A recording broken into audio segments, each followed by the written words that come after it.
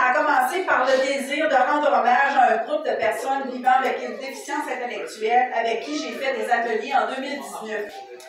Au cours des bientôt 3 dernières années, à travers leurs différences et leur bonheur qui les habite, ces personnes sont devenues ma source d'énergie positive, pour ainsi dire mes héros.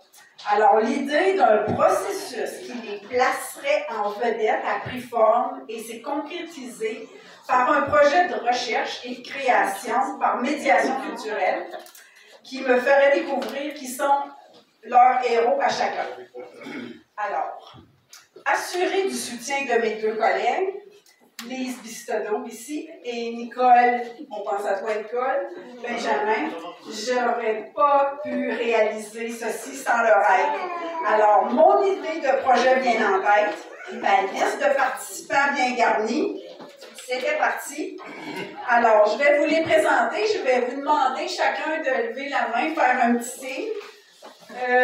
On a Catherine Mignot-Girard en haut.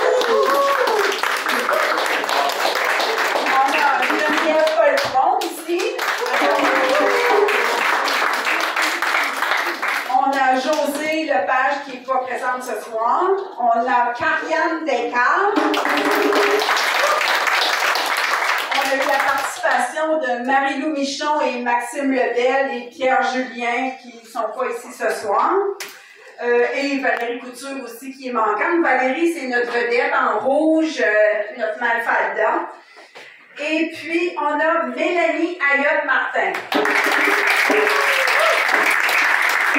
Et puis, Mélanie, c'est celle qui a eu le courage de mettre son œuvre en vente pour le profit d'un camp qui s'appelle le camp Répit Dépannage 4 poches pour ramasser des fonds pour leur venir en aide. Alors, il y a un encas silencieux. Vous inscrivez votre nom, votre contact et le prix auquel vous voulez donner pour l'œuvre.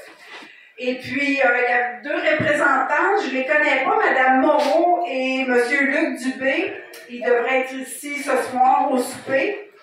Alors, on les présentera plus tard, puis ils nous feront un petit topo sur le répit, qu'est-ce que c'est exactement. C'est à Boucherville, ce répit-là. Alors, sur les bons conseils de Jacinthe Ducas, ici présente, amie précieuse de Culture Montérégie, une proposition de projet fut présentée au Conseil des arts et des lettres du Québec dans le cadre d'un programme de partenariat territorial de la Montérégie-Ouest, notre secteur ici. Alors, ma quête ne faisait que commencer en juin 2021. Ce défi à ce moment-là, c'était de trouver des partenaires. Alors, premièrement, ça prend un lieu de rassemblement. Puis, c'est la ville de Saint-Constant. Merci à Mme Nancy Trottier et Christiane Traversy, que je n'ai pas vu.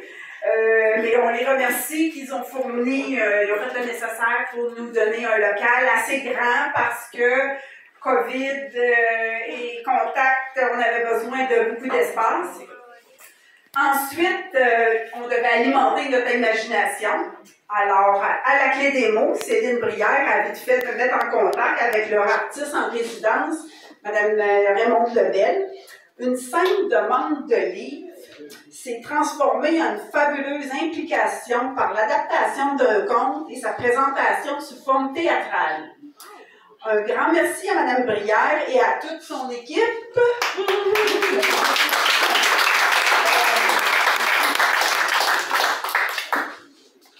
Que je suis rendue pour votre oui, merci à vous tous de m'avoir accueilli et votre générosité et d'avoir répondu aussi à mes demandes additionnelles.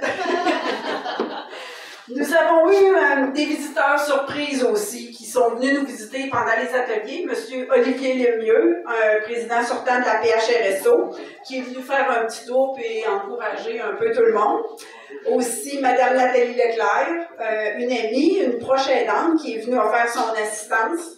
Et Mme Dominique Barbeau qui nous a offert une séance de zoothérapie avec son labrador golden du nom de Gotham. Catherine était bien contente de ça. Alors, ce qui nous rassemble ce soir est la présentation des travaux de recherche et de création, ainsi que l'œuvre finale, ce héros insoupçonné, pour célébrer le pouvoir du fantastique que chacun de ces ateliers chacun de ces artistes nous partage. Alors, après mes dernières salutations, je vous invite à faire le tour de la salle dans quelques instants afin de rencontrer les artistes qui vous expliqueront qui sont leurs héros.